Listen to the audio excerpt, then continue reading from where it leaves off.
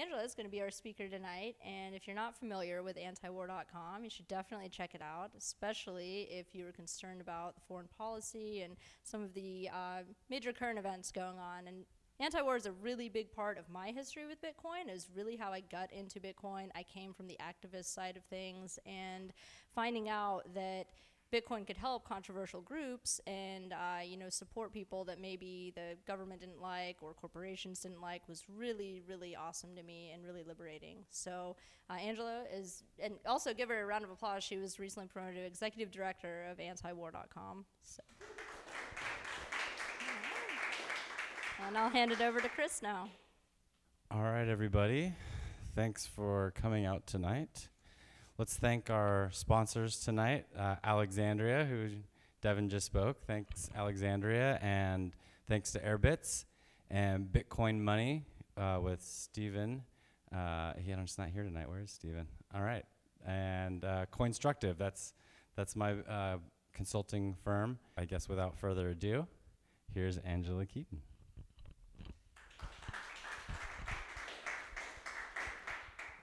Oh, thanks Airbits and San Diego Bitcoin Meetup for having me. It's always really exciting to talk to people who have similar weird and radical ideas about everything that you do, especially to MK for my host tonight and a wonderful peace activist. What I was going to talk about is something kind of an expansion of things I've been working on, ideas I've been working on since Bitcoin was sort of thrown, pushed, forced into my life. None of these are original ideas. They're just from things I read on the web and think about in my head. I'm always happy to give sources. My email is angela@antiwar.com. I can always send links and things, and I'm always happy to explore things further if you have questions afterwards. Bitcoin doesn't just buy you gizmos on Purse.io, the ones that you like want to buy at 3 in the morning because you've convinced yourself like, these crazy gizmos are a great idea. But it buys you something very radical, and of all the radical things it does, it buys you privacy. I'm not talking about like the anonymity necessarily that we think about with Bitcoin, that I know it doesn't really exist, but the idea that your life is a bit more private and that you can set healthy boundaries by not having everyone know what you're always doing with your money and your time. And that's something amazing. I mean, it's something now in our era where the whole idea of privacy seems to have been destroyed. I mean, every aspect of our, electronic communications and other things are thoroughly tampered with and, and opened up and violent. And it feels like a sense of violation. For me, it does, and I imagine for many other people too. That lack of privacy in the modern world is almost, anxiety-inducing. I've had a lot of time to think about this because my primary job is with Antiwar.com, and that's a site that I never need to sell to Bitcoiners. I don't know what the politics of most Bitcoin folks are, but every person I've ever spoken to about this is anti-authoritarian, kind of instinctively. Somebody who just does not like to be told what to do, likes to mind his or her own business, and would prefer less regulation and everything basically more of a do-it-yourself philosophy. So I don't have to really say, hey, let me tell you about the anti-war movement, because most Bitcoin people don't want any part of any state, government, violence. They just want out of that whole system, and they're happy to be out of it. I've worked as a professional anarchist, whatever that is, really a weird term, for about 10 years now. It's just, I've heard every kind of hard money and alt currency scheme. I've heard it all, and people, there isn't anything that's going to surprise me, any crazy, wacky idea. And I kind of come from, just being a normal libertarian, kind of Austrian economics is generally my thing. And if you don't know what it is, it's just a weird heterodox school of economics that more describes psychology than actual numbers. And they're hard currency people. We used to call gold buggers back in the day. And so I like my music I like my money like I like my music hard, that solid, stuff you can hold in your hand. But, libertarians are libertarians. And so some years ago now, it's about six years ago at least, people started dropping me notes and occasional calls and weird conversations with a lot of typical libertarian people about, Bitcoin. When are you going to take Bitcoin? And I'm just, this is horrible, but Antiwar.com, we were very much innovators in certain things, in hyperlinks, in our use of Twitter feeds to put out news when Twitter first got online. So we were very early adapters on the web. And our site started in 1995, and instead of using footnotes, we had links, and that really kind of changed the way people did essays. And we're very proud of that. But in times we kind of fall behind, and I know as I've gotten older, I've just kind of gotten a little more stuck in my ways. So with Bitcoin, I'm just like, and this is going to be so vulgar, but I just call it, oh God, it's shitcoin again. I mean, that's what I would say in my head, like, oh God, here we go. But I did finally cave in, and thanks to people like MK and the folks at Bitcoin Not Bombs, Antiwar.com took Bitcoin in November of 2012, and it's been a nice little side bonus during the initial excitement, and when people have a little extra, when it fluctuates a little bit, we always end up with some in the account, which is great, because for us, every penny counts. We're not an organization that's going to get grants from anybody. We have our individual donations are $45 a person. That means I have to talk to a lot of people about money to get that, but it does give us a certain amount of independence because we basically can say whatever we want. And that's kind of where the first part of this comes in. I don't know how many are familiar with the story, but what we do in Antiwar.com isn't just like the most controversial part of our ideology as libertarians, because we're not merely atheists in the religion of the state.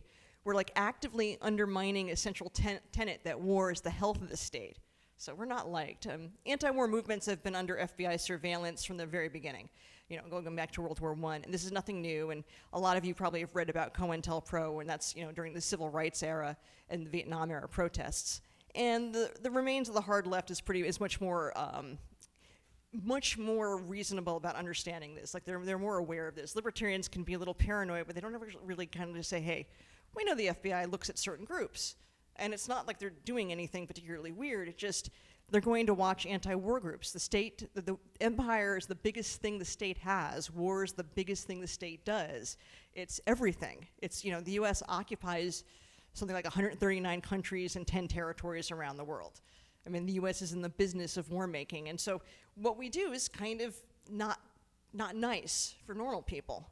And in late August of 2012, this is kind of why Bitcoin has become a reason why Bitcoin has become so special to us, is where we found out through someone who left a document online that Antiwar.com had been under federal investigation probably as early as 2004, maybe as early as 2002.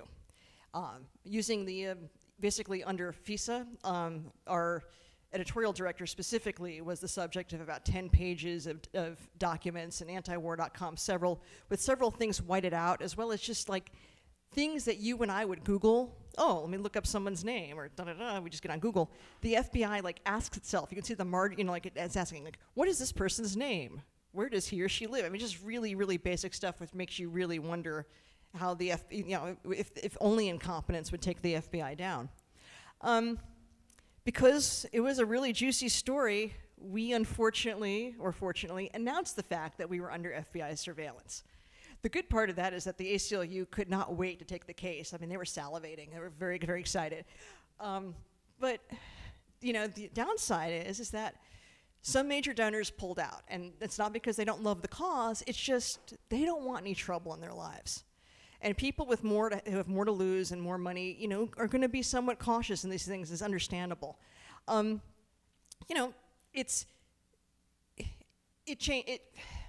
was hurtful. We had to cut back staff quite a bit, but it is what happened. And so it's kind of interesting, about a year later, that Bitcoin came into our lives. And it's a wonderful thing, because if the church or the state, like the holy pillars, are like empire, right, and they're being attacked by digital currencies, and the sacramental exchange is not being replaced by something blessed by the state, it's only a matter of time before people realize war is a bunch of lies. And that's a really good thing. And that's a wonderful thing that Bitcoin does. But what it did for us directly and in a very self-interested way is that it allowed people who kind of were a little uncomfortable giving to us to just give a little. Throw a few bits here, there. And it's really been a wonderful thing. Now, has it brought tons and tons of people switched over to Bitcoin? No. But awareness of it starts these great discussions. So it's a statement, about how our wars are financed, but it's, for the future of political nonprofits, Bitcoin is a wonderful thing, because more and more people are starting to understand it, and unfortunately it's going to be regulated and the normals are going to misunderstand it, and that's fine.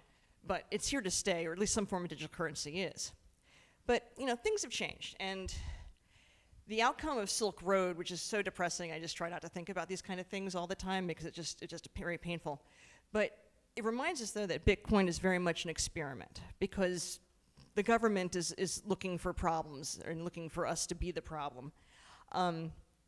And on the other side, you have anti-authoritarians in kind of the computer and tech world who are always looking for new money, new ideas, and new ways to subvert the state. And there's just some people who just want to be out of the system, and that's a great thing too. Bitcoin also allows that. And other technologies that sort of fit well within that. Even though there's the horror of Silk Road, we have the experiments of Uber and Airbnb and other things that kind of are like new directions, and that are gonna be great for also new money. It's not the only thing it's good for too. I'm always looking for new anti-war activists. And this is where the more radical parts come in. And this is something I've only really thought about in the past few months after reading some things online. But certain demographics tend to be more anti-war than others, and I try to seek those out. I look for them online, I look for them on Twitter, I look for people who are tweeting things about empire, torture, anti-imperialism. And I follow a lot of people in the sex industry on Twitter. Most are very blatantly anti-empire, or at least war skeptics. They tend to be very much concerned about police brutality, and they are very much critical of crony capitalism. And these are wonderful things, and this is why this is a group that we should be really encouraging kind of into anarchism or libertarianism, or I know people are here from a variety of backgrounds, but sort of the anti-authoritarian politics that most of us kind of gravitate toward. The sex industry gets stigmatized for all sorts of reasons that you can already imagine. And there's moral panics and the novel idea that women own their vaginas and that the general welfare is protected by policing adult consensual relationships. But if the stigma is not merely people's opinions, it wouldn't matter so much. But adult sites and sex workers routinely lose access to their ability to use credit cards and PayPal, which just leaves them with fiat and hard currency, which is okay, but it's not for everyone. And if you look online, you'll discover that often individual women especially, if they're doing anything that anyone suspects is Bitcoin, they can lose, the PayPal account can be seized, so can Square. There's several other things online I've been looking at, sex workers on Twitter saying, my account's been closed. Because it's, even though if the only thing they might be doing is, selling used pantyhose or something. I mean, it could be something that totally innocuous that is not, that would not scandalize anyone in Southern California anyway. Now, this, two big sites, Backpage, which is where so many women in the sex industry had advertised, and after Craigslist was forced to shut down its adult section, and this was a really horrible situation, and it made things more dangerous since women didn't have a place where they can screen. And so the shutting down of these sites is actually a pretty horrible thing for everyone all the way around. Now you're going to ask, what's the anti-war angle here? Well, if you're familiar with the Rentboy case, that's the male escort site. It's ad listings for male sex workers who primarily have other men as clients, was shut down by the Department of Homeland Security last August. I did not know that, I didn't know that kind of raciness was part of the Department of Homeland Security's mission, but wow, this is the part that I always thinks about it. There's no part of the U.S. empire, there's no part of you that isn't touched by the U.S. empire. In this case, it can even reach your crotch. That's how powerful the United States government is. It can completely regulate your crotch. And that's just wow, that's really, that just gives me skin kind of crawl just thinking about it. So you just remember this. Tell people, the U.S. empire is occupying your crotch. There's also the international sex trafficking hysteria, and I'm not denying that sex trafficking happens. We live in a world of 7 million people, a lot of whom are bad actors, have bad motives, do things, but it seems that there's been enough journalists kind of debunking the whole sex trafficking, the extent of how much it's been covered. So that also is creating a panic around adult sites. And then finally, Amnesty International, which has kind of a mixed record as far as the anti-war issue is concerned, has quite humanely come out in favor of decriminalization of sex work globally. And it's what has happened is lots of debate has been inspired. Lots of more people talking about how dangerous the police are to, for sex workers. That not being able to report anything also makes the work more dangerous. It makes it horrible for everyone. And so this is a really terrible thing. Well, what's been the reaction to that? Basically, for like the past 8 or 9 months, I've noticed this huge increase in Bitcoin for sex worker tutorials all over the web. Now, that's like a totally exciting, to me, that's a really exciting development. It's an exciting development for all of you, too, not in some racy way, though it could be. It's none of my business.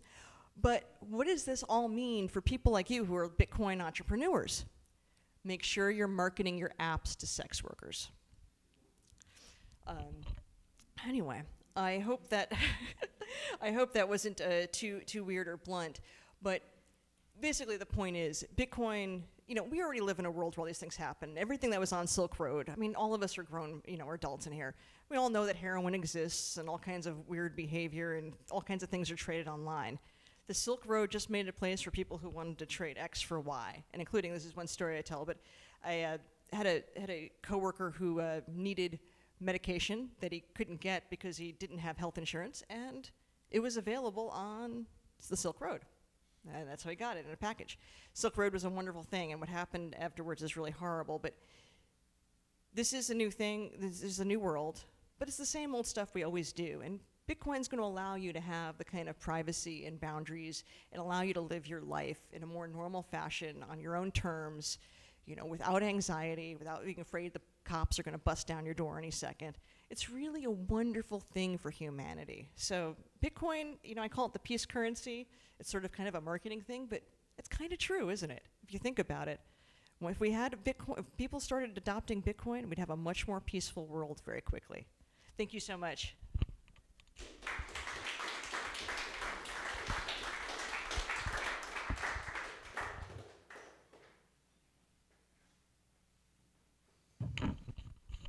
Thanks, Angela. We're going to field questions. So does anybody have any questions about how they have utilized Bitcoin specifically, or? I have a statement. Here. I'm a reader of Antiwar.com, and specifically Justin Raimondo. He's got to be one of the best writers in the English language, and especially when it comes to foreign policy. If you guys want to know about foreign policy, Antiwar.com is one of the best websites you'll ever come across. And anyway, if the FBI was watching your website, it's because the guy's saying something intelligent, and he's saying something intelligent in a culture that is so full of deceitful propaganda. And he even occasionally sticks up for the Soviet Union when the Soviet Union is being lambasted for stuff they're really not doing. So I could see where the FBI might be looking at that. But the thing is, they have to learn the truth somewhere, and they should. If they're not spying on Antiwar.com and learning something about reality, they should be. Anybody else? Got one in the back here. So you talked about how your perception had changed. What was like your formative moment? Oh, on which thing? With Bitcoin? Yeah. Oh, first, I just want to thank you for that great ad pitch. I'm going to hopefully take that videotape and run that forever. That's a great speech. Thank you. My Bitcoin moment, that moment of explosion, happened in San Jose 2013 at BitCon. We were doing a table with a group called Free Aid, which does mutual aid teaches people how to do free aid, first aid, and Bitcoin Not Bombs and Antiwar.com. We had this giant booth, and we had never sold so much retail before. Bitcoin, everything, Bitcoin novelties and keychains and shot glasses and everything were just flying off the table. And I started seeing all these people. There's like 2,000 people there. Almost only 30 of which I'd ever seen before in my life, unlike other libertarian events where I pretty much have known everyone since I was a teenager. Not as exciting, but just it was amazing. It was just everything about it, the energy, the people, the fact that I didn't have to say anything about Antiwar.com. So, oh, Antiwar.com, great. Here's your. They showed me their fancy phone. I didn't have a smartphone at the time, and they go, and wow, it was just amazing. And it was just that for me was the moment, and then it was just like I never said shitcoin again. I just let it go. Yeah, you said at the beginning that Bitcoin isn't anonymous, and I hear that all the time, and I'm just wondering, why do people make such a big deal about saying it's not anonymous when, to me, it doesn't seem that hard to make it anonymous? Because I don't want to get in trouble with the people who are very, very good at explaining blockchain and the tech, and those are the people I kind of take the cues from, because I have enough time in my head remembering how many hot wars we have. I can't think about all the tech details of Bitcoin anymore. Like that was 3 years ago, but you're right. I mean, it's really got to be somebody who's sitting there examining and really thinking about and tracing what it is someone's doing to figure out that transaction. I mean, I don't think that. I mean, most of our Bitcoin donations, except for some philanthropy and some major donors who wanted to like share their Bitcoin wealth, they're like really small bits coming from all different addresses. I don't know who they are. Occasionally someone will name himself, and it's usually men, just then they'll put a name or something. Hey, I usually give you, this month I'm going to give you a Bitcoin. But it was, I don't know who these people are, and that's great. I mean, I want to thank them, but they want to be left alone, and that's a really cool thing, and I respect that. Thanks. And one more question. So what is it like for you to go to like dinner parties and social events and explain like that question, what do you do? Oh, wow. This is a good one. I don't always, depending on the situation I have to feel out, I don't always really tell people what I do. I say, I'm a writer, editor. I raise funds for nonprofits. We do a little bit of, news reporting, and that's about where I leave it in a lot of cases, because I don't necessarily, because it can backfire in my face in ways that, oh my God, and I can be drawn into arguments and conversations. So yeah, it's still an issue. I just, because I don't always get out of the libertarian bubble, I usually think, oh yeah, everyone agrees, but then I get outside and like, oh my God, and then I think about, the ribbons and the flags and the, whatever, the whole parade, this whole circus around militarism, and I think, God, there's so much to fight, because our whole culture isn't very invested in militarism. I mean, everything from the way they teach history in schools all the way to, you go into, you're flying on Southwest, and like all of a sudden you got to applaud for a vet. Get up and applaud. And like, oh, no one gets up and applauds me. I work really hard, So not Southwest, but that's like it. That part of it is, that part is. You're right. It's weird. So I don't always tell the truth, or really vague. I have a two-part question. The first part is, theoretically, let's say Bitcoin replaced all the currencies. Don't you think that war, militarism, and weapons would be bought and sold using Bitcoin? It's certainly possible. I mean, I'm not saying that the whole world is going to become this magical utopia, but if the Federal Reserve collapses or people just stop, I don't think anything will just explode. I think just the state will kind of wither and die. It's really hard to do mass murder without a large organized government. I mean, you can only get about as far as the Manson family individually, even if you're working a small posse or something. I mean, you're not going to get that many people, but you need a state to have mass murder. And, Bitcoin's not, it's limited. I mean, it's not like the Federal Reserve where you can just keep cranking it out until it's, worth less than nothing. Bitcoin is, what it is. It's there. So it's not, I don't think it's going to allow for all the distortions and deceptions that fiat currency does, but it's not going to be a perfect world, and Bitcoin won't be the only currency. It's the first big alternate, digital currency, but it certainly is not it's certainly not going to be the last one. And I'm sure we're all going to live long enough to see all kinds of competition in currency anyway. So it's still early, and I don't know. I don't have a crystal ball. I don't know. Okay, and the second question is, you may or may not be aware that you're sitting in one of the largest military industrial complexes in the world in San Diego. So I'm curious. Everyone's in favor of not having war, but when you remove the defense contractors and the military and all that goes along with it, of which, quite a few people obviously have their livelihoods tied up in, theoretically, how would you avoid the inevitable recession / depression that would ensue when all those people no longer have jobs? Yeah, even if the weapons are made and never even used, like let's say because libertarians, I think they're in favor of downsizing the military to a point where it's only home defense. So you're going to, of course, lay off millions and millions of people. How do you deal with all that on a practical standpoint? Well, this is where the ugly side comes out. There's people who can really answer this in a much better, more civilized way. The Austrian economics people are really good at that, and they're all over. If you go to the Mises Institute and other places, you can look that up, and they have great explanations that are going to be much more civilized. But here's where like the Ayn Rand objectivist part of me comes out. I just want to say, tough. I mean, you have no moral right to make a living that way. You have no moral right to make a living on my money.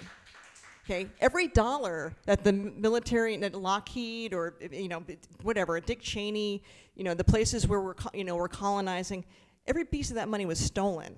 The military produces nothing. It's negative production. It does not create jobs. That's a fantasy.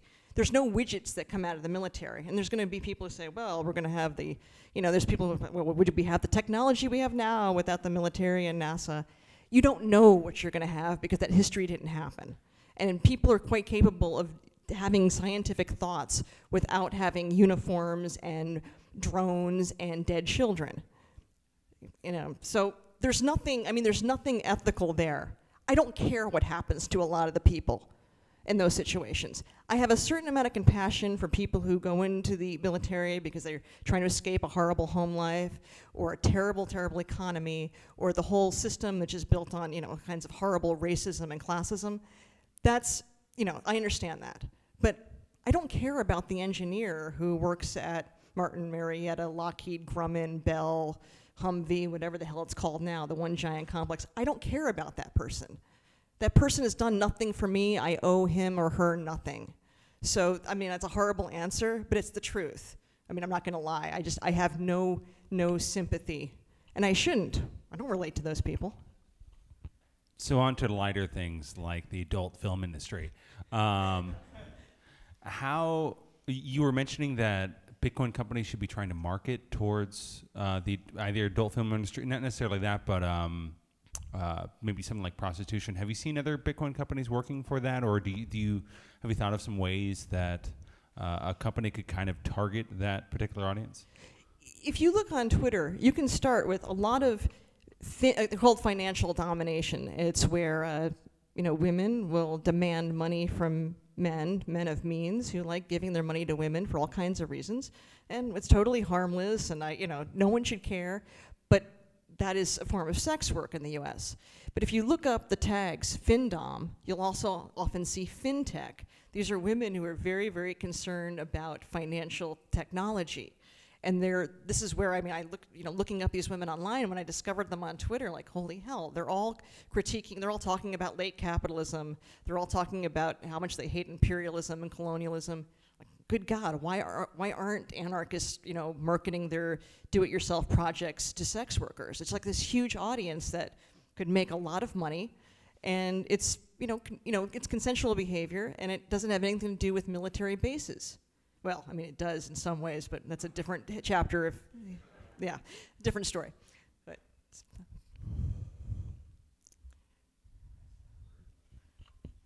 Hi, really nice talk. I just had this thought that government used to be decentralized, right? So we've gone to more and more centralized government. And even though it seems like we have lots of war, we have more media covering war. We just have everyone just fighting. So actually, like, according to statistics, you're far less likely to die in a war or violent conflict today. So wouldn't decentralizing the government actually cause more war? I debated a professor, Ian Morris, who wrote this book, War, What Is It Good For? And it's, if you're into evolutionary psychology, which I kind of think is pseudoscience, but it's a whole 500 pages kind of exploring that history and that kind of those kind of questions that you're asking about, just what you were saying. It's possible there'll be a little bit of skirmishes, but without a full military, how are you going to wipe out an entire population? People don't fight with spears anymore. We don't do, crazy slingshots. Yeah, well, yes. Yes, yes, yeah. Yes. Yeah. Yeah.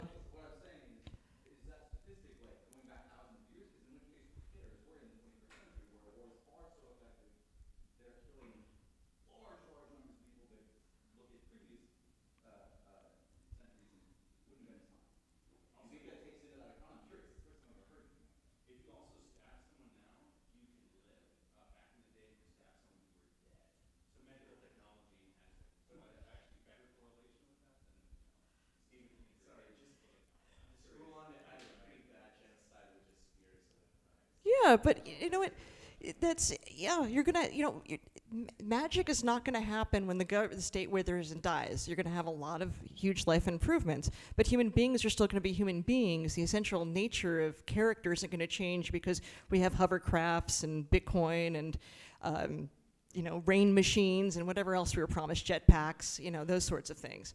That's still gonna be human nature. But this idea that, that decentralizing government is going to cause greater deaths, it's ludicrous. You're still going to have people interact with, because you don't have the ability, you yourself do not have the ability to wipe out an entire village. Somalia has no centralized government. The violence there is far worse. That's a complete misrepresentation of what's happening in Somalia. That's entirely the product of empire and other interventions and that have created distortions. That's not because there's something inherently horrible about Somalians, or that there's, so that's, a lot of, what's happening in Africa, Africa has been nothing but colonized and trampled upon. That's the whole history, of what's going on in Africa. What the empires have done, and you can bring in all the horrible racism, the whole thing that creates these kind of hierarchies, that's all a product of colonialism and intervention. That's not normal. And the colonialism intervention happens through governments.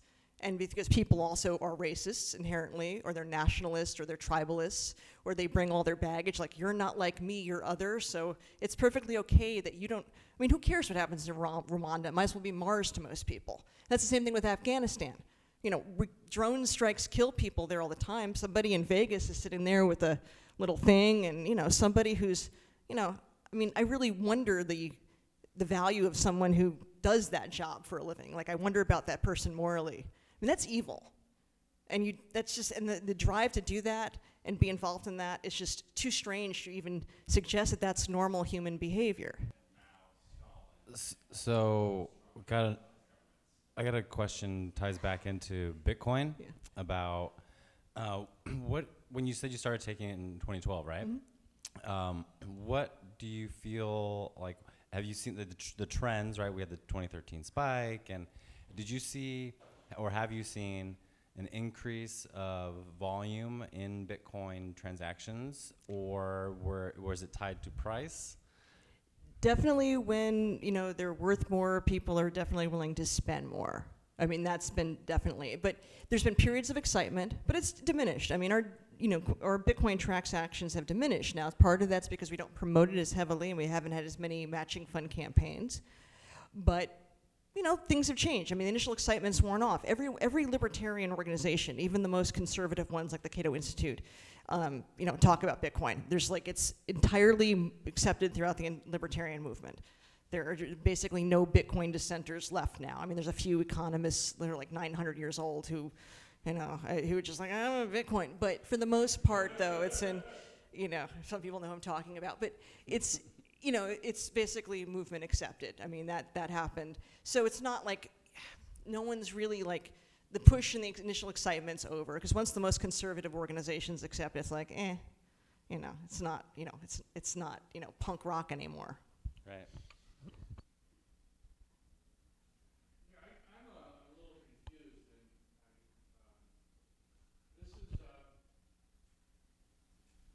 becoming a lot more complicated than I thought. When I was thinking of Bitcoin, I was thinking of, you know, a currency. And then suddenly I'm hearing a lot about things about anarchism and, you know, using Bitcoin to, you know, hide one's privacy, which is fine. I'm totally for that, okay? Libertarian. And all of a sudden I'm hearing about all this, you know, military stuff that I'm totally lost in this conversation. I'm assuming that Bitcoin is basically a form of currency that can survive a financial crisis, and that people are looking at it primarily in that respect, more so than a hiding activity, which I don't care. But I guess there's a lot of political implications in this that, you know, that need to be sorted out, because the United States IRS wants to keep track of everything because they can get their tax monies. And when people start moving money around without, you know, other people knowing this, because, you know, NSA wants to know every bank transaction that we make. So we have, it seems, a culture, a government culture that wants to keep track of everything and wants their fair share. And then we have this Bitcoin that's talking about, you know, stuff going under the... So I guess it does seem anarchist, but, you know, there's this guy in L.A., Jared Diamond. You ever heard of him? Jared, okay, he's written books. And he says it's impossible to have a government and, I mean, have a culture and have anarchy. You have to have some form of politics, you know, some kind of a hierarchy. It's impossible. So I don't know, how's this stuff going to all sort out? I don't have a crystal ball, and I am not convinced that Jared Diamond and his overhyped books that you buy at airports are anything other than the victims of hype. You know, this is the same thing with these trendy authors. I mean, I'm sorry, that germs, guns, and steel thing, you know, and there's a whole list of these people.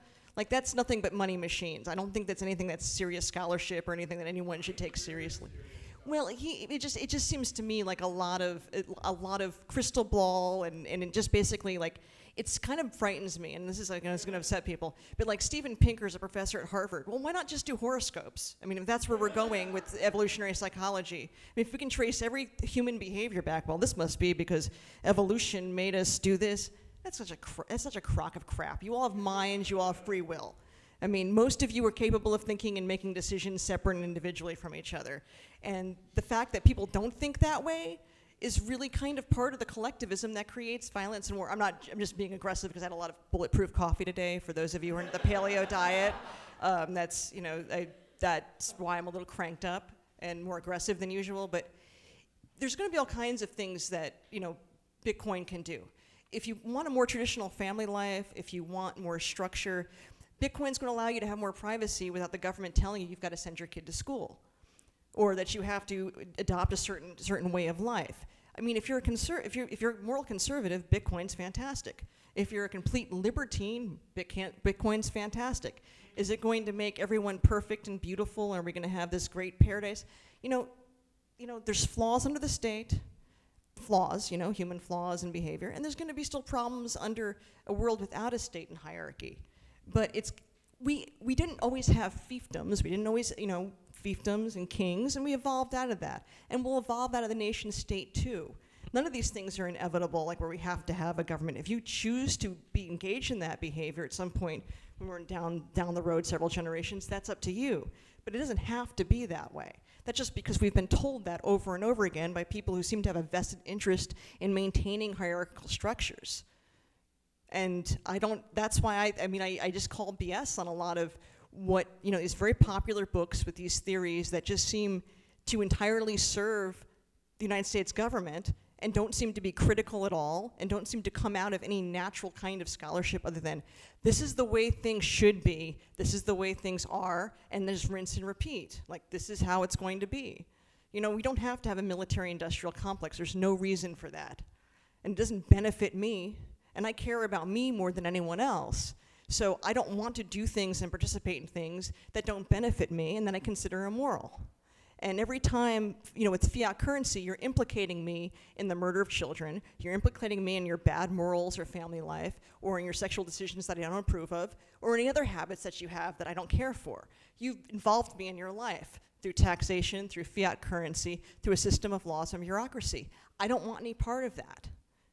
I want to live a moral, ethical life, and that can't happen under the state. And it certainly can't happen under a state that does nothing but produce war and complete chaos. So no, I have it's not just feelings about this. It's rational, ethical behavior is what's the issue here, not feelings. So, I don't know if there was a couple hands raised. Are these new questions, or is this to address?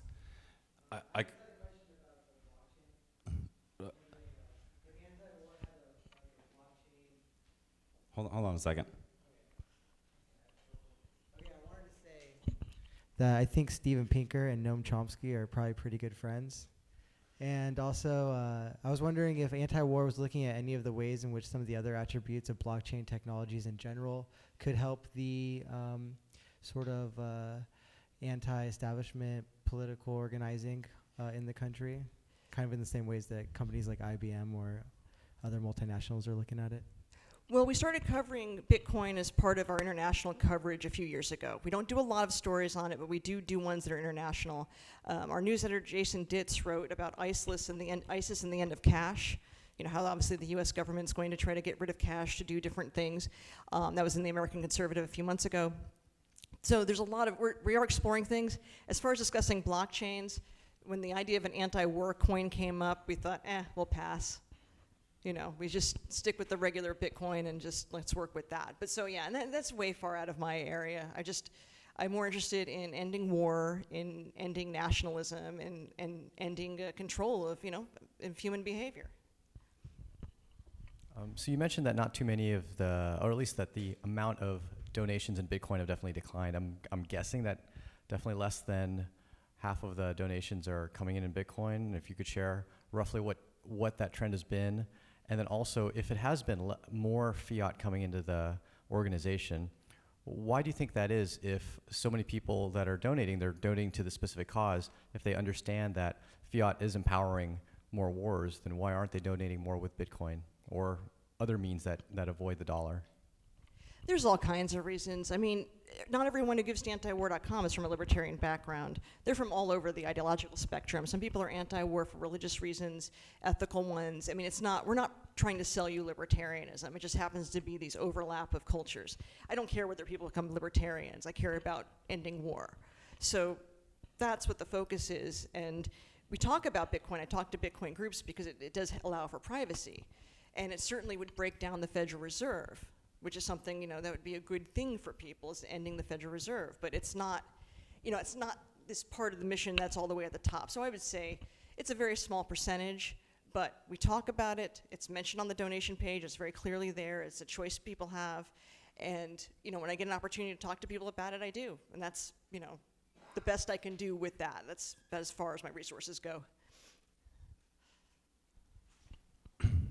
So part of your point earlier, and you mentioned about government not wanting to use Bitcoin, right?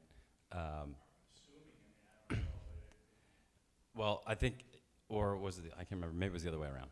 But the point is if a government uses Bitcoin, it actually adds transparency, right? So it makes them more accountable for their transactions. So if you add transparency, then they're not going to be able to do as many things that they like to do, because we'll all be able to see where the money's going, right? The same reason the Red Cross got in trouble, right? People weren't able to track where the money's going. And if you think of it like the Red Cross, where it's donation-based, our tax money is like donating it into the government so that they can run their operations and plans and programs. So if you add transparency, if you actually used a system like Bitcoin, then it would actually be able to stop war or at least alleviate it, because people will be able to see where the money's going. So if you look at it from that perspective, it can actually be beneficial, and that's why they really don't like it. Oh, wow, I didn't even think of that one. I never think about governments. Will? Great point that you made. Another big reason that Bitcoin, like a universal Bitcoin system, international Bitcoin system, would limit or even prevent war, is because of its fixed supply, as you alluded to, Angela. The ability to inflate the money supply and create credit out of thin air is what funds, the $35 billion F-35 jet or whatever that isn't going anywhere, doesn't even beat the MiG from 40 years ago, There you go. So, all these wild projects, right? So this is supposed to be the state of the art. We've had jet Air Force for 40-ish years. And that's, say what you will about that program, but the point is these wars of adventure and imperialism would be relatively not possible because of the fixed supply issue. You could not create the credit enough to fund these operations. And even if I don't think any of us really anticipate Bitcoin being the exclusive currency and payment system for the entire world. So will some other thing get created that could then be inflated and used in this way? If we see all the fragmentation and segmentation of currencies, like we think we will now, with competing currencies just being able to be created out of thin air, pretty much, with software development, none of them will be able to compete on the level necessary to have the kind of monopoly dominance that the US dollar and petrodollar have had, which have funded the 20th century 500 million deaths, right? So the fixed supply on top of the transparency is another huge reason. I just want to tag on one more thing, maybe for more evidence for you, that the ability to inflate that supply is, or I'm sorry, to defend the ability to inflate that supply is the reason we've engaged in a number of these wars. The fact that, look at the fact that us and the USSR were competing to have the strongest military. The USSR couldn't just randomly inflate their currency and expect it to not collapse, thus they collapsed. We were able to because we've got the world reserve currency. So we spent a hell of a lot more money, built a much bigger military. We're the biggest empire in the world. Then we start seeing things like Saddam says, I'm going to stop selling oil in dollars to stop supporting the empire. And he starts selling it in euros. 2 years later, we invade. Gaddafi says, I'm going to create a new currency for the continent of Africa called the gold dinar, and we're going to sell our oil in the gold dinar. That's going to totally destroy the dollar. We instantly go after Gaddafi and take down Libya. This is actually the casus belli for why we go to many of these wars, to protect our ability to just inflate our money supply and have the largest military. So. Not we. You and I had nothing to do with that. Very good, very good. Awesome. I was just handed this microphone, so so does anyone have any more questions before we kind of do the raffle and wrap things up a little bit? Any announcements, maybe? All right. So thanks again, Angela. This, I think, has been the most active discussion we've had at one of these meetups, and I really like that. I love it when people engage with the speaker, and I think this has been really great for that. So thanks, everyone, for coming and participating. Thank you.